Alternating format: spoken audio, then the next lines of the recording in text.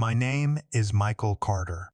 I'm 39 years old, a retired Marine Corps sergeant, and until that day in court, I thought I'd seen the worst life could throw at me. I'd survived deployments in Afghanistan and Syria, patched up bleeding brothers in the dirt, and held men in my arms as they took their last breath. But none of that prepared me for the moment a man in a robe looked me in the eye and told me I wasn't fit to raise my daughter. The courtroom was freezing, but I could feel sweat down my spine.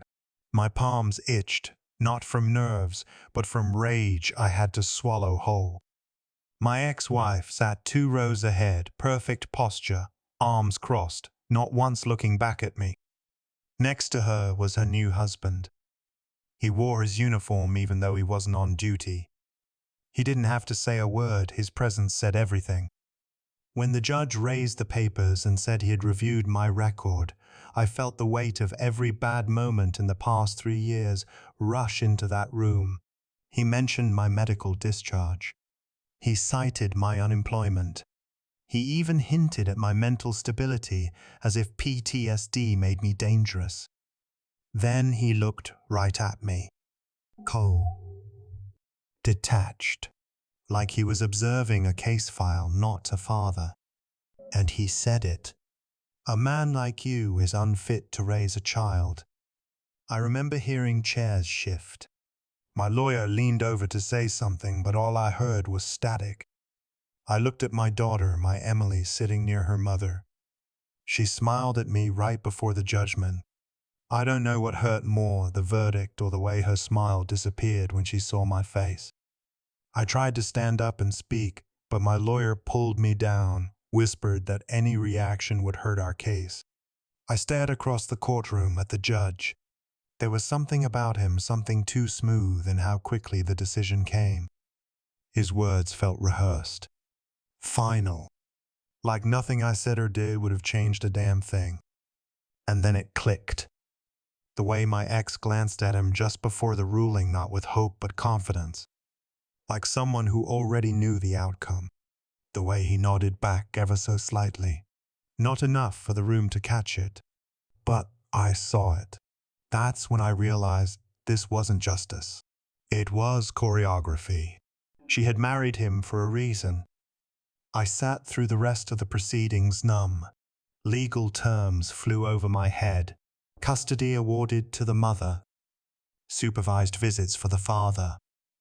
No overnight stays until further evaluation. I wasn't angry anymore. I was hollow. This wasn't about me being unstable. This wasn't about safety or Emily's well-being. This was power. And I had none. Outside the courthouse, I stood on the steps, watching them leave together. Emily waved. Her new stepfather put a hand on her shoulder, guided her into their car. My little girl, my whole world, buckled into a back seat I wasn't allowed to touch. I didn't cry. I didn't scream. I just stood there staring at the place where justice was supposed to live and wondering how it had turned into someone's personal weapon. I didn't have the words then, but I knew in my gut that I'd just been executed by reputation.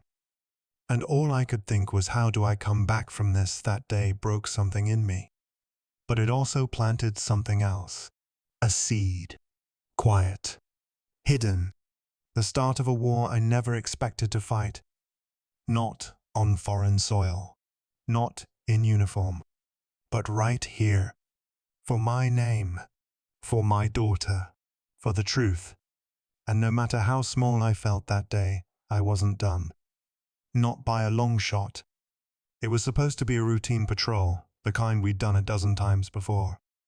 Syria was dry, dead quiet in that way that makes your skin itch. We were clearing an abandoned building on the edge of a village when everything changed in 1 second.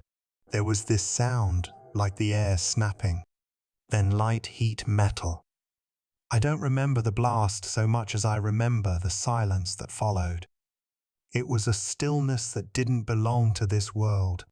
I woke up in a field tent with half my hearing gone and blood caked in my mouth. My right shoulder was shattered. Shrapnel had torn through it and severed a nerve.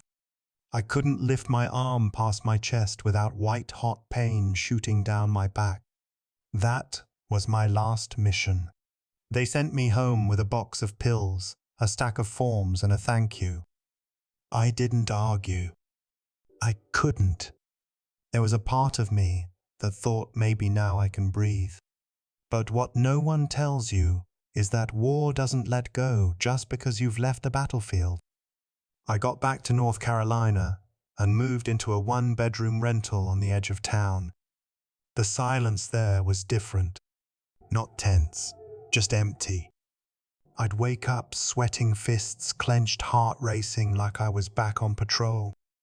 Except there was nothing to fight. No orders. No brothers beside me. Just walls. Some nights I'd sit in the bathroom with the lights off holding my breath because it felt like the only thing I could control. Other nights I'd walk until my knees gave out hoping to tire the ghosts out of my head. I wasn't violent. I wasn't reckless. But I was lost. At the V, they called it PTSD and gave me more pills. At job interviews, I called it a medical discharge and saw the way eyes shifted when I mentioned combat. One guy asked if I was okay being around loud noises. Another didn't even call back after seeing my file. I used to wear a uniform that made strangers thank me at the grocery store. Now I couldn't get a job stocking shelves. I wasn't angry at them. I was angry at myself. Angry that I couldn't go back. That I couldn't be who I was. That the guy in the mirror looked like me, but felt like someone I didn't recognize.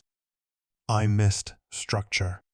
Missed knowing where to be, what to do, how to measure success in something more than whether or not I made it out of bed. I tried to hold it together, especially around Emily. She was the only thing that kept me grounded. When I was with her, I could fake being okay. But every night when I closed the door behind her, the silence came back. Heavier than before. And each time it came, it reminded me I wasn't who I used to be. I was a soldier without a war. A father without a plan. A man trying to rebuild with broken tools. When I got back from deployment, I thought the hard part was over. I thought my wife would be proud of me. I thought we'd pick up where we left off. But something had shifted in her eyes, something cold and unreadable, like I'd come back a stranger. At first I chalked it up to stress. We had bills, I was injured, and I wasn't the same man who left. I tried harder. I helped around the house read bedtime stories to Emily every night, even forced myself to smile when my shoulder burned like fire. But she had already checked out. She started working late, stopped asking how my appointments went. She barely looked up from her phone. When she did speak, it was always about what I wasn't doing. I wasn't bringing in money. I wasn't stable. I wasn't the man she married. Maybe she was right. Maybe I had lost more over there than I realized. The day she handed me the divorce papers, I didn't fight it. I didn't want Emily to see us arguing. I thought we'd work something out, that I could at least stay in my daughter's life. But before I could even process the loss, she was already gone. Not just out of the house. Out of reach. 3 months later, I found out she had remarried. His name was Colonel David Hargrove. A decorated officer turned military judge. I didn't even know she knew him. Turns out they met through a veteran fundraising event while I was still overseas. I should have seen it then. The way everything fell into place. When I got the court summons for the custody hearing, I didn't think much of it. I figured it'd be fair. I had rights. I had history. I had Emily. But when I walked into that courtroom and saw who was presiding over the case, my stomach dropped. It wasn't Hargrove himself, of course, but it was one of his former colleagues, a man he'd served under for years. The kind of connection you don't put on paper, but everyone in the room can feel. And sitting right there front row was Hargrove, hand resting on my ex-wife's knee like he owned the future. The judge didn't even look at me twice. He skimmed my file like it was a formality, brought up my PTSD like it was a crime. Never once acknowledged the dozens of parenting class certificates I brought. Never once mentioned the letters of recommendation from counselors and friends. It was done before it started. I wasn't just losing my daughter. I was being erased, labeled, reduced to a diagnosis. And all the while, the man who married my wife sat there with the same calm smirk I'd seen once on the battlefield from the enemy. It wasn't justice. It was a setup. And I knew then that if I wanted to fight for my daughter, I wouldn't just be fighting for custody. I'd be fighting a system built to bury men like me, quietly, efficiently, without leaving fingerprints. After the court ruling, everything unraveled faster than I could catch. I sold my tools, then my watch, then my pride. The last thing I gave up was my apartment. That truck, a beat-up Dodge with a broken heater and windows that wouldn't roll down all the way, became my shelter. I parked a few blocks from Emily's school so I could still see her every day. I wasn't allowed to approach unless it was visitation hours, but I stayed close. Some afternoons I just watched from a distance as she ran out with her backpack, bouncing hair flying wild, full of life I wasn't part of anymore. I kept granola bars and peanut butter packets in the glove compartment. My uniform folded tight, sat in a crate behind the driver's seat. I washed in gas station sinks and learned which parking lots let you sleep without trouble. When the nights got cold, I'd wrap myself in the old military blanket I brought back from deployment and close my eyes, pretending it was enough. One day, Emily spotted me by accident. She was getting into her mom's car when she looked over and saw me sitting on the curb, nursing a coffee I couldn't afford. She broke from her mom's grip and came running. Her hug hit me in the ribs like a rescue flare. I didn't want to let go. She looked up and asked, soft and serious, if I was homeless. That word felt like a bullet I didn't see coming. I opened my mouth, but nothing came out. I just nodded. She didn't cry. She didn't look scared. She just said, "I miss you, Daddy." Then her mom pulled her away. Back in the truck, I pulled down the sun visor and took out the photo I always kept there. It was old, faded. My father in his army greens, arms slung around a man I'd never met. They looked proud, young, unbreakable. My mom said the man was his war buddy. No one ever told me his name. I stared at that picture for hours some nights. It reminded me that somewhere in my bloodline there had been strength, real honor, a kind of brotherhood and dignity I felt I'd lost. I didn't know who that man was, but the way my father smiled standing next to him, it gave me something to hold on to. In those long nights surrounded by empty fast food bags and silence, that photo was the one thing that didn't make me feel like trash. I wasn't just a guy in a truck. I was a son. I was still a father. I just needed a way back to both. It came on a Wednesday, tucked between a credit card offer and a notice from the VA. A plain white envelope with my name typed across the front. No return address, just the seal of a law office I'd never heard of. I almost tossed it. Junk mail rarely holds good news. But something made me open it. Inside was a letter, short and formal. I read it 3 times before I understood what it was saying. General Thomas Langley had passed away 3 weeks earlier.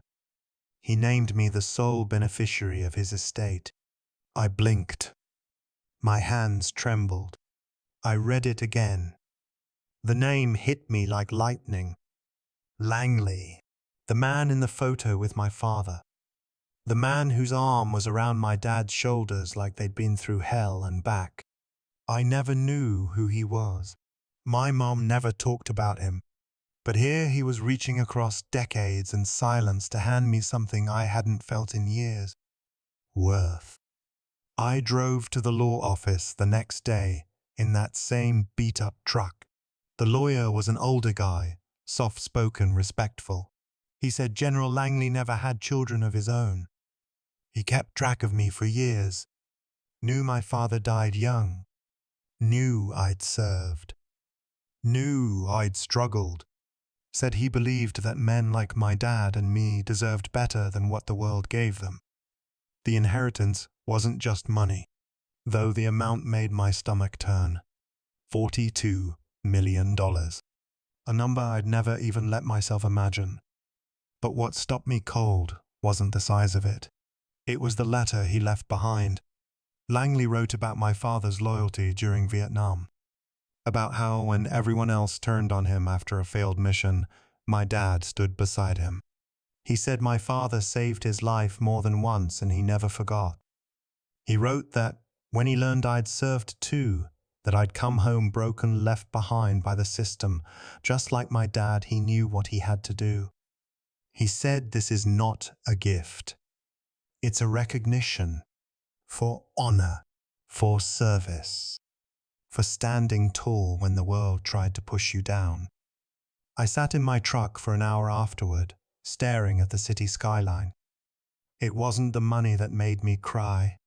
It was that someone somewhere still believed in the kind of man I was trying to be. Someone saw me, not the broken veteran, not the jobless dad, not the failure the court had painted, but a man of worth, a man worth fighting for, a man whose story wasn't over. The first thing I did with the money was pay off the debts I'd been dragging behind me for years. Then I bought a small building on the edge of town, not far from the V, a clinic. It was an old auto shop run down but solid. I didn't want to build something flashy. I wanted to build something real. A place where guys like me could walk in broken and not feel ashamed. I called it Second Mission. It wasn't just a name. It was what I'd needed all along. A second chance. A second fight. We offered trauma counseling, job training, quiet rooms for bad days, and most of all, community. I hired veterans, listened to their stories, let them know they weren't alone. Every time I turned that key in the door, it felt like I was unlocking a part of myself I'd thought was gone. It didn't fix everything. I still had bad nights. I still missed Emily more than breath. But for the first time in a long time, I felt steady, focused. I wasn't surviving anymore. I was rebuilding. 6 months after Second Mission opened, my lawyer called. He said there was a chance to appeal the custody ruling. That new evidence had come to light about the prior judge's personal relationship with my ex-wife's husband. It was enough to get the case reassigned. My hands went cold. I hadn't let myself dream of this. Not really. The new courtroom felt different, brighter. The judge looked me in the eye when he spoke. He asked about my service, my injuries, my recovery. I handed over letters from veterans we'd helped, statements from psychologists, photos of the center. I showed them who I was now. I saw my ex-wife's expression change halfway through. Her smile faded when she realized this wasn't the same man she left. Her new husband didn't speak. He couldn't. He had been formally removed from the case for conflict of interest. This time the process was clean. When I took the stand, I didn't defend myself with anger. I spoke about fatherhood, about the nights in that truck, about the letter from General Langley, about how I used my pain to build something that might help others crawl out of the same hole. I didn't beg. I simply asked to be seen for who I was now, not who I had been at my worst. The judge paused for a long time before reading the decision. I held my breath like I used to before kicking in a door overseas. Then came the words I'd been waiting to hear for over a year. Custody granted. Shared with extended visitation and unsupervised weekends. A full review in 6 months with potential for primary custody. I didn't cry. Not right away. I just sat there still letting the moment settle into my bones. Then I felt it. A weight I'd carried for so long finally lift. It wasn't just about Emily. It was about being heard, being seen, being believed. After the hearing, I stepped outside into the sunlight and Emily ran into my arms. Her backpack nearly knocked me over. She looked up and said, "I knew you'd come back for me." That was the moment I broke. Not from sadness, from joy. From the kind of peace that only comes when the fight is over and you've won the right way.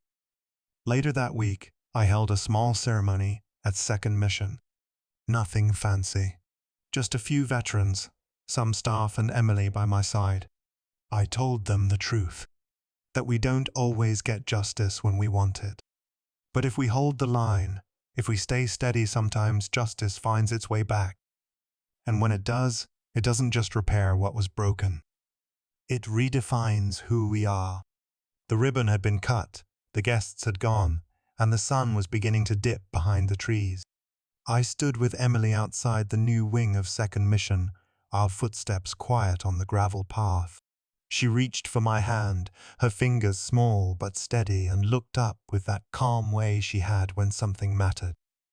"Are you happy now, Dad?" I didn't answer right away. I looked at the building behind us, the one built from every scar, every sleepless night, every breath I thought would break me. I looked at her, this little person who had waited for me, believed in me, even when the world said I wasn't worth it. I said, "I've never been prouder to be your dad." She smiled, then leaned her head against my side. And for the first time in years, I felt whole. Not fixed, not perfect, but whole. They once called me unstable, said I was unfit, a loser. But I know who I am now. I'm a father who didn't quit, a soldier who kept fighting, a man who learned that sometimes the hardest battles aren't on foreign soil. They're right here, inside us, around us, in the quiet choices we make when no one's watching. If you've ever felt like your story was over, I hope this reminds you it's not. Maybe you've been judged too soon. Maybe you've been written off. But I'm living proof that even in the darkest chapter, there's room for a turn. If you've been through something like this, or if you're still in it, I want to hear your story. Drop it in the comments. Let's keep this conversation going, because no one heals alone. And sometimes sharing your fight is the first step toward finding your peace.